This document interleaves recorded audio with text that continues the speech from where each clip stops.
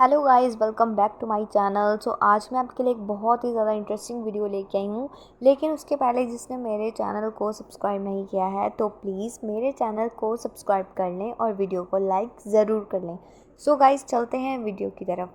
जैसे कि आप सबको पता है कि आजकल सरोज जी हैं जो बहुत ही ज़्यादा उनकी कंट्रोवर्सी चल रही है। तो सरोज जी ने कितने ज़्यादा एलिगेशंस लगाए थे तो अपनी नंदों पे कि इन्होंने ऐसे किया, इन्होंने वैसे किया, कि जो भी प्रॉपर्टी है उसको लेकर। तो अब ये बात सामने आई है कि सरोज जी ने आकर बताया खुद कि मैंने केस कर दिया है प्रॉपर्टी के लिए, क्योंकि कुछ लोग हिस्से मांग रहे हैं। गाइस, सरोज जी ने शिकायत कर दी है और फिर उसके बाद उन्होंने बताया है कि हिस्से मांगे गए। जिनके लिए, जिनके नाम उन्होंने बताए, शिकायत जिनके नाम से उन्होंने शिकायत की है, तो केस जिनके नाम पर उन्होंने किया है, तो अब सपना जी जो हैं वो आई हैं सामने से जवाब देने और उन्होंने कहा है कि ना हमने किसी से प्रॉपर्टी मांगी है और ना हमें उस घर का कोई भी हिस्सा चाहिए। तो उन्होंने बिल्कुल ठीक कहा। उनको हिस्सा क्यों चाहिए जब उनकी शादी हो गई, सब कुछ हो गया है ना। तो ये बिना वजह के जो इल्ज़ाम लगाए जा रहे हैं, और बार बार जब होता है कि किसी इंसान पे जब बार बार इल्ज़ाम लगाना होता है तो वो इंसान उस टाइम पे इल्ज़ाम लगा देता है, लेकिन सामने वाला इंसान जो होता है, जब उसके बारे में इतने ज़्यादा बातें, इतने ज़्यादा एलिगेशंस लगाए जा रहे हैं, तो सामने वाले को भी आना पड़ता है और रिएक्शन देना पड़ता है कि मैंने ऐसा नहीं किया, ना मुझे ऐसा कुछ चाहिए। तो वही बात हुई है, सुनीता जी आई हैं सामने और उन्होंने दिया है जवाब। और इसी के साथ जो सपना जी है उन्होंने तो अपनी भाभी को दिया है मुंह तोड़ जवाब। तो सपना जी आई और उन्होंने कहा कि जिस तरह से तुम ये बोल रही हो कि मुझे तो नौकरानी बनाकर रख दिया है घर में, तो मेरी माँ तो तुम्हें बेटी बनाकर लाई थी। तो बेटी बनाकर लाई थी, और जब मेरी माँ ने जाते जाते दम तोड़े थे तो उस टाइम पे भी मेरी माँ ने अपनी अंगूठी निकाल कर तुम्हारे हाथ में डाल दी थी। तो तुम किस उससे बोल रही हो कि तुम्हें नौकरानी बनाकर रखा है, कि मेरी माँ ने तो तुम्हें बेटी बनाकर रखा था, इतने अच्छे से तुम्हें लाई थी घर पे। तो किस तरह से तुम कह रही हो कि तुम्हें नौकरानी बनाकर रखा गया। और जिस घर में भी बहू बेटी जाती है, तो उन्होंने एक एग्जाम्पल दिया कि जिस घर में भी बहू बेटी जाती है शादी करके, तो वो क्या नौकरानी के रूप में जाती है क्या। तो इस तरह से सपना जी ने एक एग्जाम्पल दिया, और इसी के साथ सपना जी बहुत ज़्यादा रो रही थी, बहुत ज़्यादा इमोशनल हो रही थी।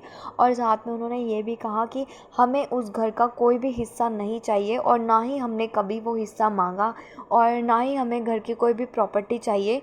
और उन्होंने कहा कि आधे से ज़्यादा हिस्सा तो मैं अपना खुद ही छोड़ के आई हूँ, तो मुझे घर से क्या हिस्सा चाहिए।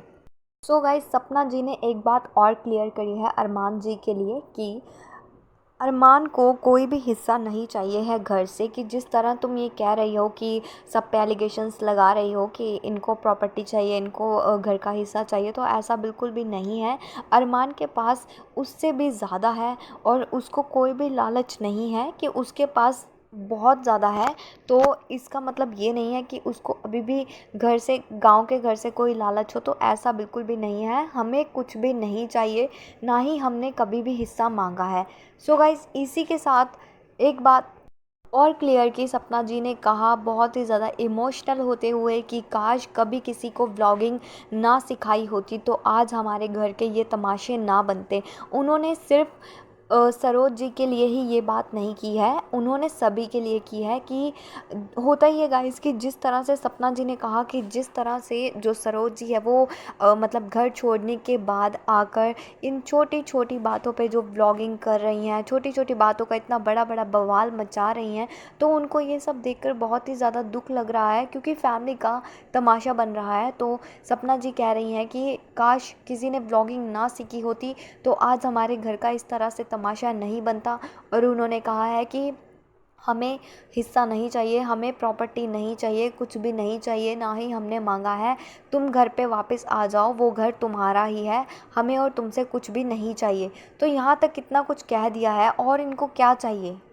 सो गाइस, इसी के साथ सरोज जी भी चुप नहीं बैठी। उन्होंने जिस तरह से मतलब सपना जी की वीडियो सामने आई और उसी के बाद सरोज जी की वीडियो सामने आई और उन्होंने बताया कि जिस अंगूठी की आप बात कर रहे हैं वो अंगूठी बदले में ली गई थी। मतलब मेरे पास कुछ हार थे तो उसके बदले में ली गई थी, और कुछ की कानों के थे, झुमके के 3 ग्राम के थे, वो इतने तोले के थे। मतलब हर एक चीज़ को इतने ज़्यादा तरीके से एक्सप्लेन किया गया। मतलब आप ये नहीं देख रहे हो कि जिस इंसान की आपके पास निशानी है वो इंसान इस दुनिया में नहीं है, उस इंसान की चीज़ों को आप इतना ज़्यादा उछाल उछाल के बता रहे हो। कोई बात नहीं, अगर आपको बोल भी दिया था तो आगे से वीडियो बनाने की इतनी भी ज़्यादा ज़रूरत नहीं थी कि उस तरह से आप इतना उछाल उछाल के बताओ। और घर की हर एक बात बता दी आपने सोशल मीडिया पे कि इस तरह से मेरे गले के जो भी हार था कि मेरे पास इतना था तो बदले में ये दिया गया, मैंने ये कोई निशानी नहीं है। मतलब इस तरह की बातें करने का क्या मतलब है? आप लोग इस तरह की बातें सोशल मीडिया पे ला रहे हो, बहुत ज़्यादा गलत बात है। और निशानी को आप इस तरह से एक्सप्लेन कर रहे हो, इतनी छोटी छोटी बातों को खुद ही इतना बवाल मचा के रखा हुआ है।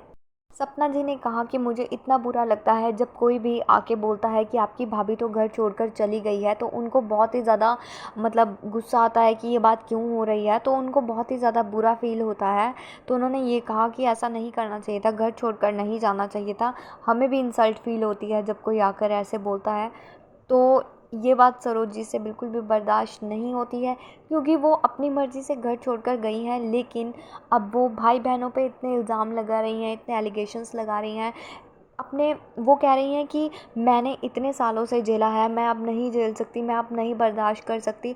अगर आपने झेला है तो आप अपने पति को झेल रही हो, उनके ऐब को झेल रही हो, क्योंकि नशे की लत आपके पति को है। भाई बहनों ने तो नहीं सिखाया ना कि तुम ये नशे कर लो और ये तुम ये लत लगा लो, है ना। इसमें भाई बहनों की क्या गलती है? जितना सरोज जी ने उनको सुना दिया है कि मतलब जिस तरह से वो नाराज़ होकर बैठ गई हैं, कहीं और जाकर शिफ्ट हो गई हैं, उनसे इतनी नाराज़गी जता रही हैं, तो इसमें भाई बहनों की क्या गलती है? और जितने भी मतलब बातें हैं वो उन अपने पति के लिए कोई भी बात नहीं कही है, और भाई बहनों पे ही इतनी बातें हो रही है। और इसके बाद बातें होती है और सरोज जी नेक्स्ट डे ही पलट जाती हैं, फिर बातें होती हैं, फिर सरोज जी नेक्स्ट डे ही पलट जाती हैं। तो इन सब बातों में सभी को बहुत ज़्यादा कन्फ्यूज़न है कि ऐसा क्यों हो रहा है। सो गाइस, इसी के साथ एक बात और खुलकर सामने आई है कि जो सुनीता जी हैं उन्होंने ये बात क्लियर की है कि मैंने फ़ोन किए हैं, मैंने 3-4 फ़ोन किए हैं, लेकिन मेरा एक भी फ़ोन किसी ने नहीं उठाया।